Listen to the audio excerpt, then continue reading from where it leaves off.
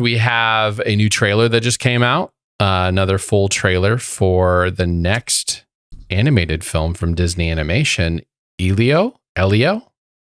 How should I pronounce that, Eddie?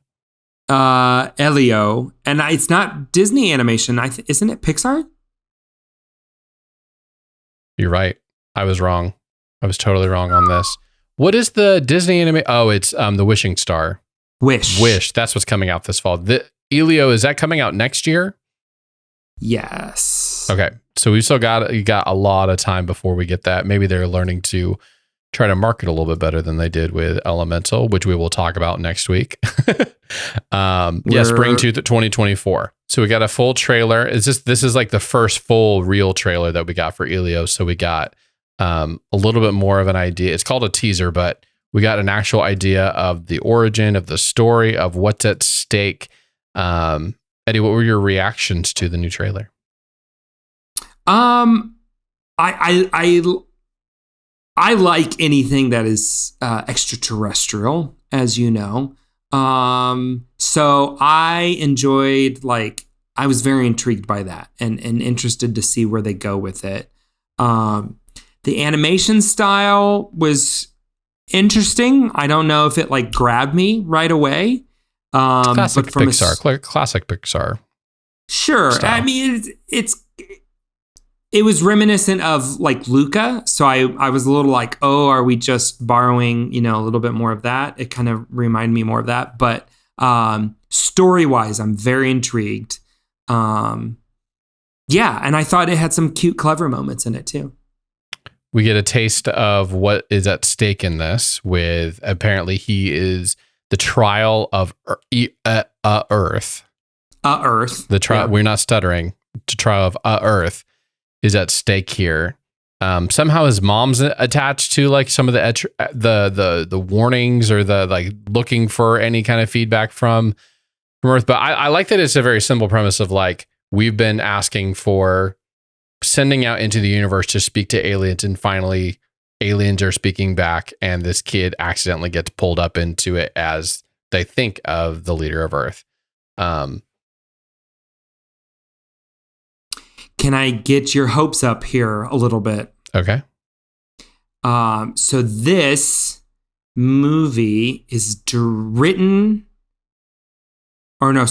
is directed by, I don't know who wrote it, but it is directed by the screenwriter and co-director of Coco. Ooh.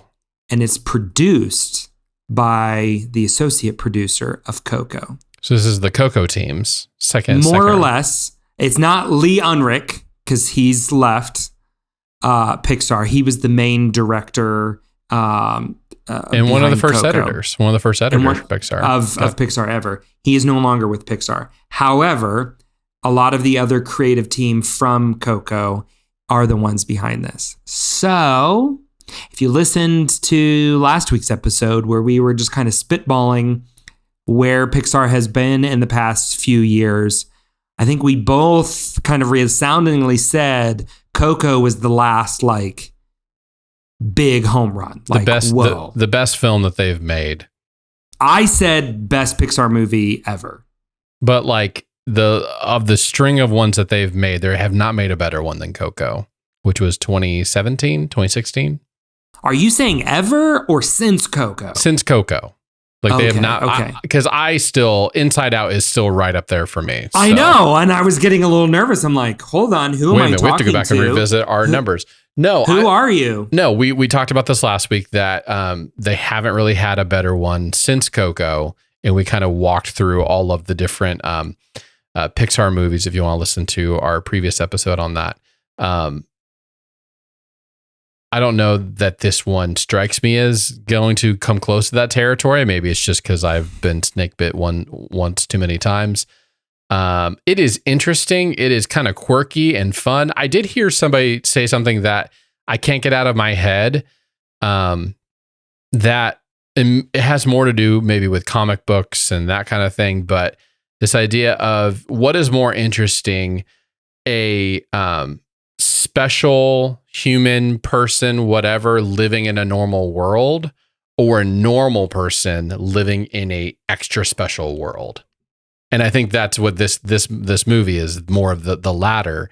So it got me thinking, Eddie, what do you think is better? Like a kid living in New York City and he got bit by a radioactive spider and now he can do crazy things, but he's still living in this world, or kid gets fish out of water, pulled into the universe and is now with aliens and everything. And do you get what I'm saying? I do. And I think it's a fascinating question. I think it's a brilliant question. I will take the answer for it. I will take the credit for it because I don't know who said it, but it's stuck in my head. I'll credit you because you're a genius. I would probably go with, I prefer stories that are a normal person and extraordinary world. I think at its core, that's what The Lord of the Rings is. You've got hobbits who are the most normal, ordinary people thrust into an extraordinary world and situation. And I think just so many stories are coming to mind where I'm like, yeah. And I mean, to go back, I mean, that kind of is what Coco is. You've got a normal kid in the land of the dead, you know, like, I think that's where I would land on that. Eddie, you did it. I was sitting here going, I'm hard on the other side in the other camp. And then I think you might have won me because I was like, where are you going to go with this? What are the examples you're going to bring? Because I was kind of more on the other side. Think of Lion, the Witch, and the Wardrobe. I mean, that's the essence of that, is you get 4 ordinary kids who get brought into this extraordinary world. And I think as most viewers, you know, of movies or readers of literature don't view themselves as a superhero or extraordinary. And we kind of live in a world right now where it's kind of like, well, everybody is special. Well, when everybody is special, then nobody's special.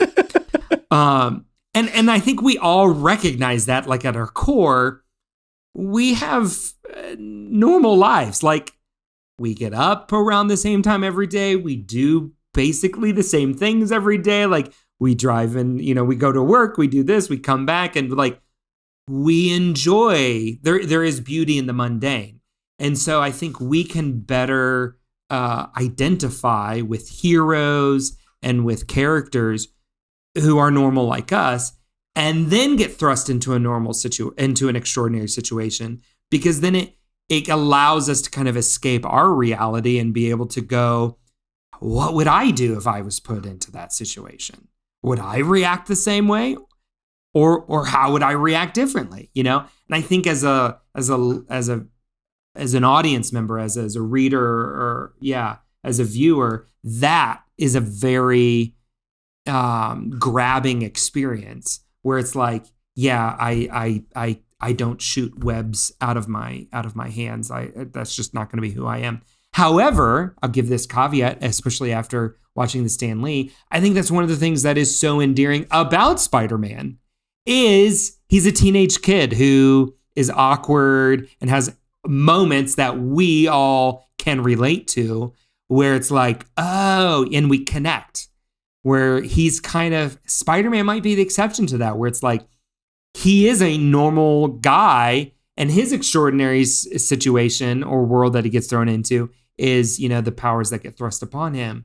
But why, Spider-Man's really hard to connect with. So I've been kind of thinking about is one of the why Superman's hard to connect with. You're right. The Superman, I don't know if there's a syndrome. I don't know what the right word is for it, but Superman has never connected with me because he is a all-powerful being that all he has to do is just don't go near kryptonite and you're good. Stay away from kryptonite and you can do whatever you want to, basically, in this world. And so it kind of just would frustrate me that he would somehow always end up near kryptonite. So you've got that. Which I got to say, I can identify with. Besides gluten, I am impermeable. Like I'm undefeatable. But if you get me near gluten, okay, then Eddie, I fall apart. Then that's, gluten's my kryptonite. I do love this. And it is a great phrase, kryptonite. It's my kryptonite. You can't stop this. So that's the downfall for the extraordinary person in the middle of a normal world is that ability to identify with somebody. How did we get here? Why are we talking about this as we talk about Elio? Because that's what this movie is. This movie is little kid plucked out of his normal world and dropped into an extraterrestrial world of craziness.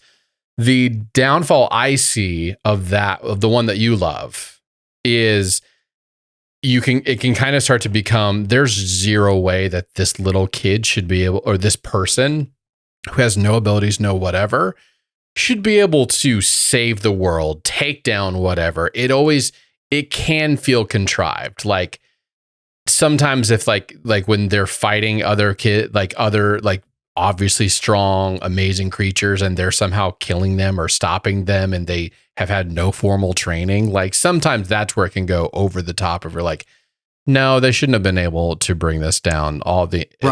Crumbling to its knees. This advanced race from another country, like that's insane. There's no way this should happen. Well, I think any good story along those lines of the ordinary guy in extraordinary circumstance rises and falls on your secondary characters. If you don't have good, strong secondary characters that make those moments believable or plausible, that provide the means or the training or the whatever, it doesn't make sense, right? You don't have Luke Skywalker without Obi-Wan Kenobi and Yoda. And Han Solo. Right? Well, and that too. Yeah. I mean, you put the team around him. You have all of those things. You don't have Frodo and Sam making it to Mordor without Gandalf and Aragorn. Like, this is why I have seen Return of the King well over 100 times, maybe a couple hundred times. I still cry every single time Aragorn runs into battle and he turns back and he says, "For Frodo." Bawl my eyes out. You run past him when you're like, "I'm there too. I'm there with you." You know what I mean, though? I think so. That's what I will be interested in with Elio, is whether or not you get the strong secondary characters. What makes Coco is not Miguel. Miguel is cute, endearing, but I think what makes Coco incredible is the whole family and how they have so many interesting characters around him. And I would say, from someone who knows Latin culture, like accurately depicts what a Latin family is like. So I'll be interested, in Elio. What is it like? Does he meet some like aliens that like befriend him and help him through all that? I'll be interested to see how the story unfolds. And it appears that way from the trailer. I think I still have a portion of me where I like watching spectacular beings and spectacular humans because it makes me think, oh man, what if I was that? Like, what if I had that ability? What would I do with it? What would I use it for? Yeah. Which of these, the X-Men is great. Cause like, okay, if I had to have a mutation, which of these mutations would I like to have? And it's always Nightcrawler for me. I was about to say, ladies and gentlemen, it's for JB. It's always Nightcrawler. So I think that's what, that's what I like also like about Thor, because he is definitely a God come to Earth. And that whole cafe scene where he like, what is this? Drinks coffee? Bring me another. And he just has like no social awareness of what everything else is going around him. I feel like it bridges the gap of like, okay, it's interesting. And it's like, oh, what if this person was here? But then you also still believe it when they're the ones that save the day, because it shouldn't necessarily be this other person. But I get it. I can kind of see both ways. I think you've really pulled me closer to your camp on it, but I think I'm still on team. I liked seeing a supernatural person here on Earth versus going to a crazy place. Yeah. And partially maybe I've just been overloaded with so much CGI at this point that I'm like, I'm totally down for getting out of space and coming back down to Earth for a little bit. Yeah. Okay. Yeah. I see where you're going with that. And I enjoy those stories too. But I guess if it's a one or the other, I'm going to be attracted more towards the ordinary. I have to give a shout out to Lewis's space trilogy. Out of the Silent Planet, Hideous Strength, Paralandria. That's what it is. Like he puts himself into these, and they're such simple stories, but really, really fantastic.